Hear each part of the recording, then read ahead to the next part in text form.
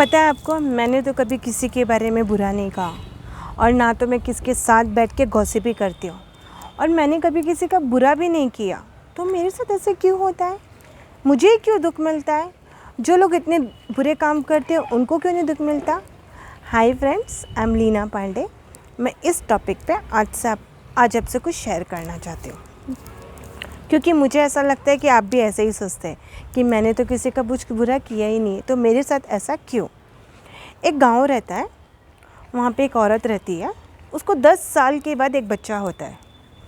10 साल के बाद जब वो बच्चा होता है, उसको 1 साल का हो जाता है। वो 1 साल का होने के बाद एक दिन वो खेल रहा रहता है अपने दोस्तों के साथ। खेलते खेलते वो एक दिन गिर जाता है। गिरने से उसकी जो एक उंगली रहती है ना, वो कट जाती है। तो वो औरत बहुत रोती है, क्या भगवान, मैंने 10 साल आपके लिए मैंने पूजा किया, पाठ किया, मैंने उपवास किया, फिर मेरे बच्चे के साथ ऐसा क्यों? मैंने ऐसा क्या किया? मेरी गलती तो मुझे बताइए।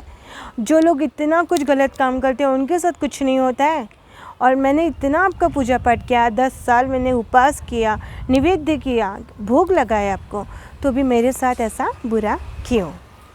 उस गांव में ना एक राक्षस रहता है। वो राक्षस को किसी ने बोला रहता है कि तू 11 बच्चों की बलि देगा ना, तो अमर हो जाएगा।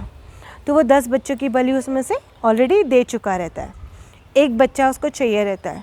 वो पूरे गांव में ढूंढता है, अरे बच्चा ही नहीं दिख रहा है। तो उसको वो बच्चा दिखता है जो 10 साल के बाद वो औरत को हुआ रहता है। उस बच्चे को लेके वो बलि देने की कोशिश करने के लिए सोचता है, बट जिसने भी उसको वरदान दिया रहता है, उसने कहा रहता है कि इसको तो जो भी 11 बच्चों की बलि देगा, वो 11 बच्चों की जो बॉडी रहती है ना, वो परफेक्ट रहनी चाहिए, बट जो बच्चे की एक उंगली कटी हुई रहती है, तो इसके वजह से उसकी जो बलि स्वीकार नहीं हो सकती। दोस्तों, तो आप ही देख लीजिए, भगवान ने उसके साथ जो भी किया, उसके नसीब में बहुत से दुख लिखे रहते हैं, बट वो दुख कम किया थोड़ा सा दुख देके। तो ये छोटी सी जो कहानी मैंने आपसे आज कही है, उसके पीछे बहुत कुछ छुपा हुआ है। मतलब हमारे नसीब में बहुत से दुख रहते हैं। ऐसा नहीं है, इस दुनिया में सब लोग ही सोचते हैं कि हम अच्छे हैं, बट हमने भी कुछ ना कुछ किया है और हमारे नसीब में बहुत से दुख लिखे रहते हैं। बट वो दुख कम हम कर सकते हैं, हम दुख को मिटा नहीं सकते, हमारी परेशानियां मिटा नहीं सकते, क्योंकि सुख और दुख तो एक दूसरे के फ्रेंड्स हैं। समझ में आया आपको?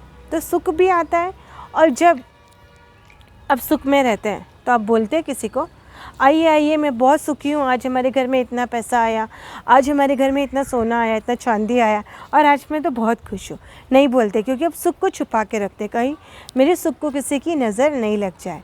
वैसे ही रहता है, आप दुख में भी किसी को, जब आप सुख में किसी को नहीं बोलते, तो दुखी होते तो सब जगह जाके क्यों बोलते कि आज मैं दुखी हूँ, आज मुझे ये प्रॉब्लम हुआ, आज मेरे घर में फाइनेंशियल इशू हो गया। नहीं बोलना चाहिए, क्योंकि ऊपर वाला दे के भी देखता है और नहीं भी दे के देखता है। तो इसके लिए जिस परिस्थिति में भी हैं आप, अपने मन को शांत रखिए, और अगर आपकी तकलीफ़ आपको किसी से शेयर करनी है, तो मैं एक जन की राय दूंगी आपको, वो है भगवान। उनसे आप शेयर करिए, उनके सामने रोइए, उनके सामने झोली फैलाइए, सब चीज़ का निवारण देंगे आपको। ठीक है दोस्तों?